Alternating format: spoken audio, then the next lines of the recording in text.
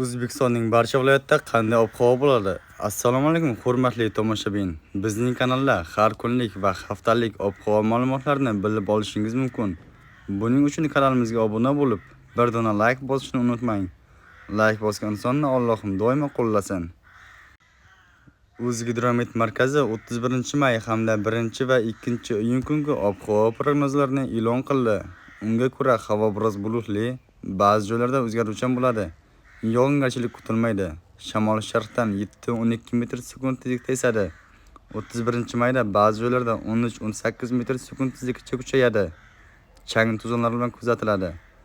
Harorat kechasi 31-mayda va 1-iyunda 15-20 daraja, 2-iyunda 17-22 daraja, kunduzi 31-mayda 30-35 daraja, 1 va 2-iyunda 30-38 daraja bo'ladi.